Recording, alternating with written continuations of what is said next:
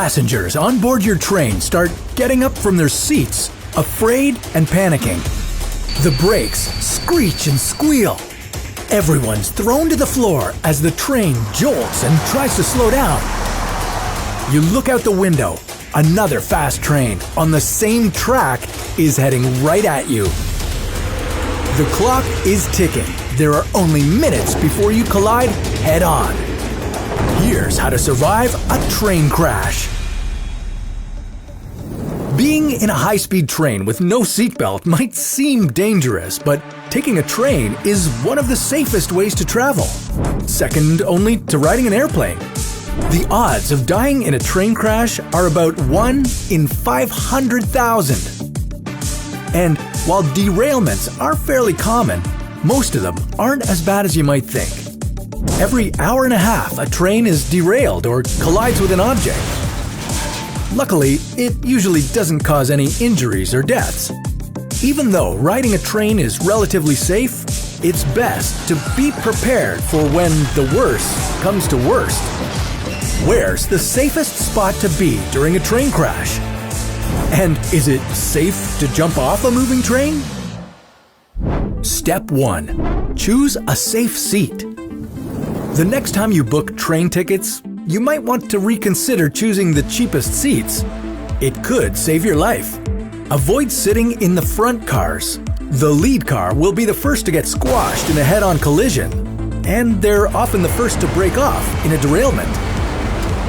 The safest cars are often 1 or 2 cars back from the center of the train. They'll be protected by the other cars in a crash and are less likely to come off the rails. Oh, and don't hang around in the cafe in an emergency. It might be tempting to stress eat, but the tables, bottles, and cutlery will turn into deadly projectiles if things get ugly. Step 2. Listen. While your choice of seats was a wise decision, a crash is imminent. Everyone's screaming and panicking, but don't get caught up in the chaos. Pay attention to any announcements over the train's public address system.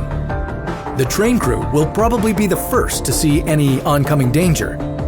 Listen and follow all the instructions they give. They're properly trained to deal with whatever danger is coming your way. If you notice something wrong, alert any nearby staff or use emergency alarms or intercoms to alert the driver. Now, the only thing you can do is prepare for the crash. Step 3. Position yourself. Sit with your back towards the front of the train. Since most trains don't have seatbelts, this will stop you from being thrown forward during a crash. If the train is about to be hit in a side collision, stay away from the windows and sit in an aisle seat. But what if you're in the worst case scenario and you have to jump off? Step 4. Prepare to jump. Jumping off a moving train is extremely dangerous. Try to get to the end of the train. This is the safest spot to jump from. Then, it's all about timing. Crouch as low as possible, bend your knees and aim for a clear spot away from the train and tracks. And when you do jump, don't land on your feet. Cover your head with your arms, keep your body straight, and try to roll like a log. Step 5. Get out. There's no time to jump. The trains smash and the cars fall. You're battered and bruised, but fortunately, you survived the crash. But don't wait around.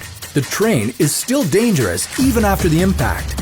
There still may be a fire or combustible materials on board. Look for the nearest emergency exit, window, or door and get out. So remember, the safest spot on a train during a collision or derailment is in the middle. And if you want to be in the safest seat, choose an aisle seat facing the rear. Whew. Now that you've survived a train crash, what about a plane crash? Well, we'll show you what to do on how to survive. Don't forget to follow us if you like this episode. And if you are in danger or think you have an emergency, call your doctor, an ambulance, or the police immediately.